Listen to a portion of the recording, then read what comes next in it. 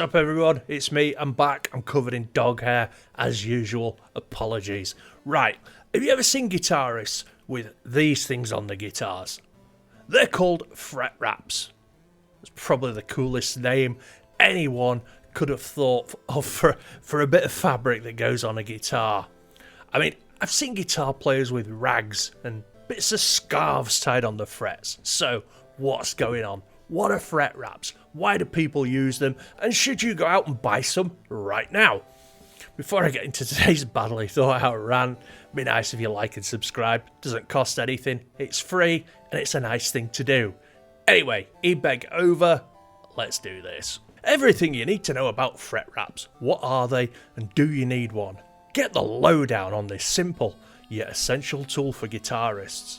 The humble Fretwrap may not seem like much more than a simple piece of fabric, but it's actually a powerful tool for getting a cleaner and more controlled sound out of your guitar.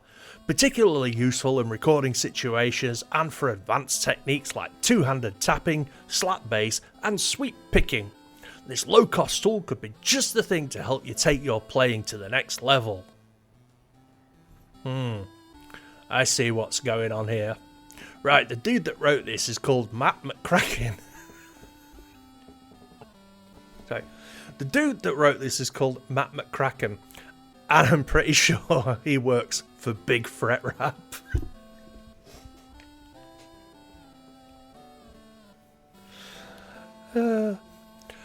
I've been using a Fretwrap for over a year now on my baritone, and I've found it made a noticeable difference to my playing. I record a lot of guitars, both for my band and when testing products for reviews, and the Fretwrap provides an easy way to clean up the sound.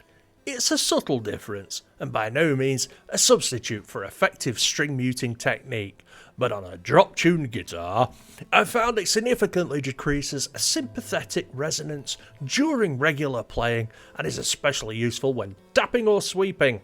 If you're wondering whether or not you should be using a Fretwrap for your guitar, then you're in the right place. We're going to examine the Fretwrap in detail, find out how it works, when you should use one, and how to use it effectively.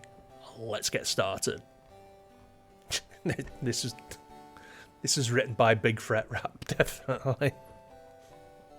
Come on, man, it's not that hard. You put the Fretwrap on, it stops the rest of your strings ringing out. Essentially, you don't have to try as hard to mute your strings you aren't playing, either with, palm muting or, your spare fingers on your left hand. Look, get this. McCracken gives us a history of the Fretwrap. You know what? I'll leave a link to the full article if you're interested in the history of rags and scarves to read that. I'm not doing it here. How does a Fretwrap work? To understand how a Fretwrap works, you need to understand what sympathetic resonance is. When you pluck a string on your electric guitar or bass, it vibrates at a particular frequency depending on its length, tension and mass. This vibration could cause other parts of the guitar to vibrate too, if their frequencies are closely matched. It could be other strings, the body, or your hardware, and is part and parcel of what gives the guitar its unique overtones and harmonics. Of course, sometimes you don't want these resonances happening. These noises can creep into your recordings or your live playing, making things sound messy, even when you've got absolutely no control over them. It can also induce unwanted feedback when playing at high volume or with a lot of gain. When applied correctly, a Fretwrap can neutralise the sympathetic resonance of the strings, creating a cleaner sound. A Fretwrap can also help with the tonal balance between open and fretted notes when placed correctly. Again, this helps things out when recording or playing live, which can give you a more professional and polished sound. So, what I just said 5 minutes ago in a lot less words, it stops other strings and things making noises. How do I use a Fretwrap? Started now. There are a few different ways to use a Fretwrap depending on what you're doing. You'll need to find the sweet spot for your individual guitar, however, as the placement can make a big difference even when moving in very small amounts. If you're planning on using it behind the nut, like so, If you're planning on using it behind the nut, then you want to spend some time finding that sweet spot. There's only one place it'll go. Once that's done, you can leave the fret wrap in place from that point onwards, and it will help tame unwanted residences in the background. If you want to use a fret wrap for some work higher up the neck, then you can pull it further down the neck. You'll want to make sure it's positioned over a fret that doesn't easily produce natural harmonics, so the 1st, 4th and 6th frets are best. These aren't golden rules, however each guitar is different, so you'll want to experiment to find the best position for your particular guitar or play style. When should I use a fret wrap? Come on, man. Look at this. When should I use a fret wrap? The answer is when you don't want other bits of your guitar making noises.